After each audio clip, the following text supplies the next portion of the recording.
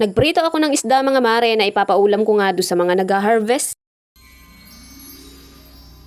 Magandang araw, another day, another mini vlogs. Ang video na ito mga mare ay nung Martes pa at ngayon ko nga lang may edit at ma-upload. Nung mga oras na ito mga mare ay pupunta nga ako dito sa aming center car dahil meron nga tayong obligasyon. Syempre sabi ko nga every Tuesday ay kaarawan nga palagi ni Carding. Bali isang microfinance nga ito mga mare at ito nga yung Carding. Kapag tayo nga mga mare ay umutang ay lagi nga itong may kaakibat na responsibilidad. At syempre dapat alam din natin yung responsibilidad natin dito mga mare bilang isang miyembro. Bali napasali ako dito mga mare sa Card Inc. year 2020. Maglilimang taon na rin pala ako mga maring miyembro dito sa Card Inc. At sa awa naman ng Diyos ay hindi naman ako nangaabala ng kapitbahay kapag bayaran na ng utang. At dini naman mga mare ay dumating na itong aming account officer. Pero hindi nga ito mga mare yung aming sadyang AO. At itong Card Inc. nga mga mare ay hindi lang basta utangan dahil meron din nga ditong mga life insurance. At sa bidyong ito naman mga mare ay nakita nyo meron nga akong mga pinulot na mga buto-buto at ito nga ay yung buto ng dalungyan. Masarap kasing ilaga iyon mga mare tapos lalagyan ng asin ay talaga namang sulit na nga ang kutkutin. Bandang hapon na mga mare nung mga oras na ito at magpiprito naman ako ng isda para ipaulam do sa aking mga mag-harvest. Yes po mga mare, hanggang ngayon ay meron pa rin niyang bunga itong aming tanim na eggplant at talaga namang nasa 7 months na nga ito. At habang nagpapainit naman ako dyan mga mare nitong ating mantika ay talaga namang ako nga ay nagwalis-walis na at napakarami na ngang kalat dito sa aming kubo. Sa sobrang busy na nga mga mare, halos minsan ay hindi na nga ako nakakapunta dito sa aming kubo kaya naman ayan na talagang tumatambak nga ang aking mga imisin. Or minsan naman mga mare, pinipili na nga lang namin na hindi muna pumunta dito lalo na kapag sobrang tindi ng sikat ng araw. Nagwalis nga lang ako dyan mga mare ng very light dahil ayan na talagang napakaraming kalat dito sa aming kubo. At isinabay ko na rin nga mga mare ang pagluluto at talaga namang multitasking nga tayo dito. Huy, normal na tao lang mga mare ang nakakagawa nito. Kung hindi ka marunong mag-multitasking ay hindi ka normal, charis. Wala nga tayong ibang aasahan mga mare kaya naman ayan at for the go nga tayo palagi sa paglilinis. Mabuti na nga lang mga mare dito sa bahay kapag nga sa paghuhugas ng mga plato ay talaga namang minsan inaasahan ko nga si Mr. Pero syempre mga mare kailangan nga itatiming mo yung iyong pag-uutos dahil kung hindi ay hindi ka nga susundin. Huy, hindi ganun. Kapag inutusan mo nga iyon mga mare at sinabi niya na bukas na siya maghuhugas ay wala ka nga magagawa, bukas na nga iyon gagawin. Kaya naman kapag kinabukasan na nga mga mare ay talaga naman sisingilin ko pa rin nga iyon sa paghuhugas. At wala na nga siyang no choice mga mare kundi sundin.